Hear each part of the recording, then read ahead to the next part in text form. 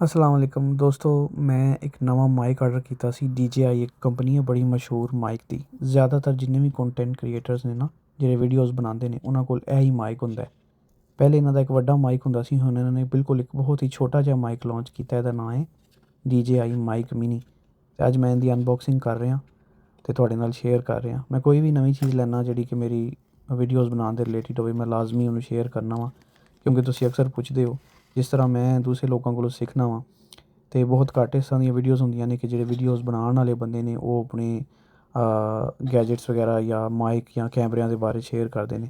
ਜਿਹੜੇ ਵੱਡੇ ਯੂਟਿਊਬਰ ਜਾਂ ਵਲੋਗਰ ਹੁੰਦੇ ਨੇ ਉਹ ਲਾਜ਼ਮੀ ਉਹਨਾਂ ਦੀ ਇੱਕ ਅੱਧੀ ਵੀਡੀਓ ਜ਼ਰੂਰ ਹੁੰਦੀ ਹੈ ਜਿਹਦੇ 'ਚ ਉਹ ਆਪਣਾ ਲੇਟੈਸਟ ਚੀਜ਼ਾਂ ਜੋ ਵੀ ਇਸਤੇਮਾਲ ਕਰਨ ਦੇ ਬਾਰੇ ਦੱਸਦੇ ਨੇ। ਖੈਰ ਇਹ ਮਾਈਕ ਹੈ, ਮੈਂ ਪਹਿਲੀ ਦਫਾ ਇਹਨੂੰ ਯੂਜ਼ ਵੀ ਕਰਾਂਗਾ ਅਤੇ ਤੁਹਾਨੂੰ ਇਹਦੀ ਅਨਬੋਕਸਿੰਗ ਕਰਕੇ ਵੀ ਵਿਖਾਵਾਂਗਾ। ਇਹ ਪੈਕਿੰਗ ਖੋਲ੍ਹੋ ਅਤੇ ਪੈਕਿੰਗ ਡੱਬੇ ਦੇ ਵਿੱਚ ਜਿਹੜਾ ਨਾ ਇੱਕ ਹੈ ਬੜਾ ਖੂਬਸੂਰਤ ਜਿਹਾ ਇੱਕ ਪਾਊਚ ਹੈ। ਇਹਦੀ ਕੁਆਲਿਟੀ ਵੀ ਬਹੁਤ ਅੱਛੀ ਹੈ ਇਸ ਪਾਊਚ ਦੀ, ਅਤੇ ਇਹਦੇ ਵਿੱਚ ਹੀ ਸਾਰੀਆਂ ਚੀਜ਼ਾਂ ਨੇ, ਮਾਈਕ ਵਗੈਰਾ, ਉਹਦੇ ਅਟੈਚਮੈਂਟਸ ਵਗੈਰਾ, ਉਹਦੇ ਚਾਰਜਰ ਜਾਂ ਜੋ ਵੀ ਹੋਏਗਾ ਇਸ ਪਾਊਚ ਦੇ ਵਿੱਚ ਹੀ ਹੋਏਗਾ।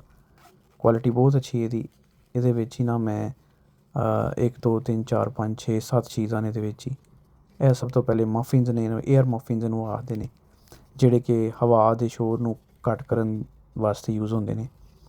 ਉਸ ਤੋਂ ਬਾਅਦ ਇਹ ਮੇਰਾ ਹਾਲੇ ਮਾਈਕ ਹੈ, ਨਹੀਂ ਇਹ ਮਾਈਕ ਨਹੀਂ, ਇਹ ਚਾਰਜਿੰਗ ਡੌਕ ਹੈ।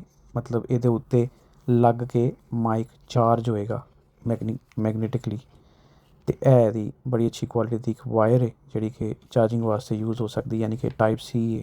ਅੱਛਾ ਜੀ, ਆਖਰ ਦੇ ਵਿੱਚ ਸਾਨੂੰ ਮਾਈਕ ਨਜ਼ਰ ਆਇਆ ਹੈ। ਮਾਈਕ ਨੂੰ ਖੋਲ੍ਹ ਕੇ ਮੈਂ ਹਾਲੇ ਤੁਹਾਨੂੰ ਵਿਖਾਉਂਦਾ ਵਾਂ। ਪਹਿਲੇ ਆਪਾਂ ਉਹ ਚੈੱਕ ਕਰ ਲਈ ਕਿ ਇਹਦੇ ਵਿੱਚ ਹੋਰ ਕੋਈ ਚੀਜ਼ ਤਾਂ ਨਹੀਂ ਹੈ। ਇਹ ਇੱਕ ਉਹ ਜਿਹੜਾ ਨਮੀ ਤੋਂ ਬਚਾਉਣ ਵਾਸਤੇ ਸਿਲੀਕੋਨ ਦਾ ਇੱਕ ਹੁੰਦਾ ਉਹ ਇਹ ਵਿੱਚ। ਬਾਕੀ ਇਹ ਪਾਊਚ ਇਸ ਤਰ੍ਹਾਂ ਕਿ ਇਹ ਇਸਤੇਮਾਲ ਹਮੇਸ਼ਾ ਮਾਈਕ ਇਹਦੇ ਵਿੱਚ ਸੇਫ ਰਹੇਗਾ, ਯਾਨੀ ਕਿ ਮਾਈਕ ਇਹਦੇ ਵਿੱਚ ਹੀ ਇਸਤੇਮਾਲ ਤੋਂ ਬਾਅਦ ਅਸੀਂ ਰੱਖ ਸਕਦੇ ਹਾਂ ਅਤੇ ਮਾਈਕ ਗੁਆਚੇਗਾ ਵੀ ਨਹੀਂ, ਕਿਉਂਕਿ ਇਹ ਛੋਟਾ ਜਿਹਾ ਹੈ ਵੇ ਅਤੇ ਲਾਜ਼ਮੀ ਇਹਦੀ ਕੇਅਰ ਕਰਨੀ ਪਏਗੀ। ਹੁਣ ਕਰਨੇ ਆ ਅਨਬੋਕਸਿੰਗ। ਇਹਨੂੰ ਕੱਢਣੇ ਆ ਮਾਈਕ ਨੂੰ, ਅਨਬੋਕਸਿੰਗ ਤਾਂ ਕਰ ਲਈਏ, ਮਤਲਬ ਇਹਨੂੰ ਖੋਲ੍ਹਣੇ ਆ।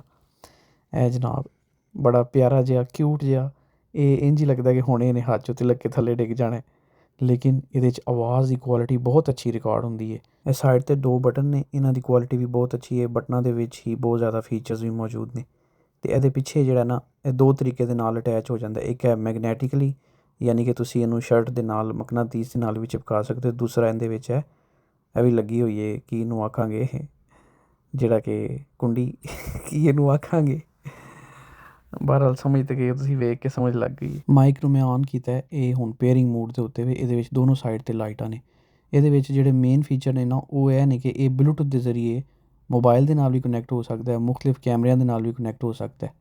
ਉਸ ਤੋਂ ਇਲਾਵਾ ਇਹਦੀ ਜਿਹੜੀ ਰੇਂਜ ਹੈ ਨਾ ਉਹ ਬਹੁਤ ਅੱਛੀ ਹੈ, ਯਾਨੀ ਕਿ ਕਾਫੀ ਦੂਰ ਕੈਮਰਾ ਵੀ ਪਿਆ ਹੋਏਗਾ ਨਾ ਅਤੇ ਇਹਦੀ ਆਵਾਜ਼ ਬਹੁਤ ਅੱਛੀ ਰਿਕਾਰਡ ਹੋਏਗੀ। ਅਤੇ ਮੈਂ ਹੈਰਾਨ ਹੋਇਆ ਸਾਂ ਅਤੇ ਇੰਨਾ ਛੋਟਾ ਜਿਹਾ ਮਾਈਕ ਇੰਨੀ ਅੱਛੀ ਆਵਾਜ਼ ਕਿਸ ਤਰ੍ਹਾਂ ਰਿਕਾਰਡ ਕਰ ਸਕਦਾ। ਬਸ ਇਹਦੇ ਹੀ ਸਾਰੇ ਪੈਸੇ ਨੇ। DJI ਕੰਪਨੀ ਹੈ ਅਤੇ ਇਹਦਾ ਜਿਹੜਾ ਮਾਈਕ ਹੈ ਇਹਦਾ ਨਾਂ ਹੈ DJI ਮਾਈਕ ਮਿਨੀ, ਅਤੇ ਇਹਦੀ ਕੀਮਤ ਹੈ ਤਕਰੀਬਨ ਇੱਥੇ ਮੈਂ 7000 ਯੈਨ ਜਾਪਾਨੀ ਦਾ ਲਿਆ, ਮਤਲਬ ਪਾਕਿਸਤਾਨੀ ਕਹਿ ਲਓ ਕਿ 15 ਕੁ ਹਜ਼ਾਰ ਦਾ ਇਹ ਛੋਟਾ ਜਿਹਾ ਇੱਕ ਮਾਈਕ ਹੈ। ਇਹ ਸਿੰਗਲ ਮਾਈਕ ਲਿਆ ਮੈਂ, ਸਿੰਗਲ ਮੋਬਾਈਲ ਦੇ ਨਾਲ ਵੀ ਬਲੂਟੁੱਥ ਦੇ ਜ਼ਰੀਏ ਕਨੈਕਟ ਹੋ ਸਕਦਾ।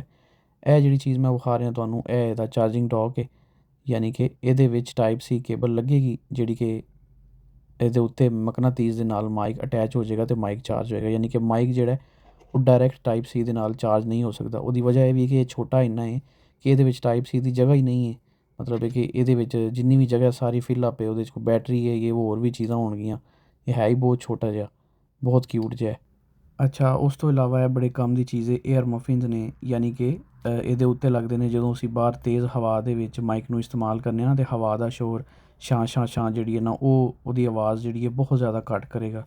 ਇਹ 2 ਨੇ, ਇਹਨਾਂ ਦਾ ਮੈਨੂੰ ਹੁਣ ਐਗਜ਼ੈਕਟ ਨਹੀਂ ਪਤਾ ਕਿ ਦੋਨਾਂ ਦਾ ਪਰਪਸ ਅਲੱਗ-ਅਲੱਗ ਹੈ ਜਾਂ ਕਿ ਸਿਰਫ ਕਲਰ ਕੰਬੀਨੇਸ਼ਨ ਨੇ 2 ਨਾ, ਕਿ ਅਸੀਂ ਜਾਂ ਕਦੀ ਕਾਲਾ ਯੂਜ਼ ਕਰ ਲਈਏ ਜਾਂ ਦੂਸਰਾ। ਲੇਕਿਨ ਕਾਲੇ ਵਾਲਾ ਜਿਹੜਾ ਉਹ ਮੈਨੂੰ ਜ਼ਿਆਦਾ ਗਾੜਾ ਲੱਗ ਰਿਹਾ, ਸ਼ਾਇਦ ਉਹ ਜ਼ਿਆਦਾ ਤੇਜ਼ ਹਵਾ 'ਚ ਯੂਜ਼ ਕਰਨ ਵਾਸਤੇ ਵੀ, ਦੂਜਾ ਜਿਹੜਾ ਵਾਈਟ ਹੈ ਉਹ ਨਾਰਮਲ ਹਵਾ ਵਾਸਤੇ, ਜਾਂ ਸਿਰਫ ਇਹਨਾਂ ਦਾ ਕਲਰ ਦਾ ਹੀ ਫ਼ਰਕ ਹੈ। ਬਹਰਹਾਲ ਇਹ ਚੀਜ਼ਾਂ ਨੇ ਸਾਰੀਆਂ ਜਿਹੜੀਆਂ ਇਹਦੇ ਪਾਊਚ ਦੇ ਵਿੱਚ ਮੌਜੂਦ ਸਨ, ਹੁਣ ਸਾਰੀਆਂ ਮੈਂ ਖੋਲ੍ਹ ਕੇ ਸਾਹਮਣੇ ਰੱਖ ਦਿੱਤੀਆਂ ਨੇ। ਇਹ ਜਿਹੜਾ ਵਿੰਡ ਮਫ ਹੈ ਇਹਨੂੰ ਲਾ ਕੇ ਵਿਖਾਉਣਾ ਵਾ ਕਿ ਲਾਉਣ ਤੋਂ ਬਾਅਦ ਇਹ ਕਿਸ ਤਰ੍ਹਾਂ ਦਾ ਲੱਗਦਾ। ਇਹ ਪਹਿਲੇ ਤਾਂ ਬਿਲਕੁਲ ਹੀ ਬਹੁਤ ਛੋਟਾ ਲੱਗਦਾ, ਲੇਕਿਨ ਜਦੋਂ ਹੀ ਅਸੀਂ ਵਿੰਡ ਮਫ ਨਾਲ ਲਾਉਂਦੇ ਹਾਂ ਨਾ ਅਤੇ ਫਿਰ ਇਹਦੀ ਕੋਈ ਅੱਛੀ ਸ਼ਕਲ ਨਿਕਲ ਕੇ ਸਾਹਮਣੇ ਆਉਂਦੀ ਹੈ। ਫਿਰ ਇਹ ਬਕਾਇਦਾ ਪਤਾ ਲੱਗਦਾ ਕਿ ਇੱਕ ਮਾਈਕ ਹੈ ਨਾ। ਅਦਰਵਾਈਜ਼ ਇਹ ਅਗਰ ਉੱਤੇ ਵਿੰਡ ਮਫ ਨਾ ਹੋਵੇ ਤਾਂ ਪਤਾ ਹੀ ਨਹੀਂ ਲੱਗਦਾ ਹੈ ਕਿ ਮਾਈਕ ਹੈ ਜਾਂ ਕੀ ਸ਼ੈ ਹੈ ਜਾਂ ਕੋਈ ਡਿਵਾਈਸ ਹੈ। ਲੋ ਜੀ, ਇਹ ਵੀਡੀਓ ਸੀ ਇਸ ਮਾਈਕ ਦੀ ਕੰਪਲੀਟ ਅਨਬੋਕਸਿੰਗ ਦੀ। ਅਤੇ ਦੁਬਾਰਾ ਕਿਸੇ ਹੋਰ ਵੀਡੀਓ ਦੇ ਵਿੱਚ ਮੈਂ ਇਹਦੀ ਰਿਕਾਰਡਿੰਗ ਦੇ ਰਿਜ਼ਲਟ ਵੀ ਤੁਹਾਡੇ ਨਾਲ ਸ਼ੇਅਰ ਕਰਾਂਗਾ। ਇਹਨੂੰ ਹੁਣ ਦੁਬਾਰਾ ਸੇਵ ਕਰ ਦਈਏ ਇਸ ਪਾਊਚ ਦੇ ਵਿੱਚ, ਅਤੇ ਉਮੀਦ ਕਰਨਾ ਵਾਂ ਕਿ ਇਹ ਮਾਈਕ ਮੇਰੇ ਕਾਫੀ ਕੰਮ ਆਏਗਾ, ਅਤੇ ਉਮੀਦ ਕਰਨਾ ਵਾਂ ਕਿ ਜਿਹੜੇ ਬੰਦੇ ਇਸ ਮਾਈਕ ਦੇ ਬਾਰੇ ਜਾਣਨਾ ਚਾਹੁੰਦੇ ਸਨ ਉਹਨਾਂ ਨੂੰ ਕਾਫੀ ਮਾਲੂਮਾਤ ਮਿਲ ਗਈ ਹੋਏਗੀ। ਬਹਰਹਾਲ ਮੈਂ ਇਹਨਾਂ ਦੱਸ ਦਿੰਦਾ ਕਿ ਇਹਦੀ ਰਿਕਾਰਡਿੰਗ ਬਹੁਤ ਹੀ ਅੱਛੀ ਹੈ, ਅਤੇ ਇਹ ਅਗਰ ਤੁਸੀਂ ਲੌਂਗ ਟਰਮ ਵਾਸਤੇ ਕੋਈ ਮਾਈਕ ਲੈਣਾ ਚਾਹੁੰਦੇ ਹੋ ਇੱਕ ਅੱਛਾ ਮਾਈਕ ਸਾਬਤ ਹੋ ਸਕਦਾ ਹੈ।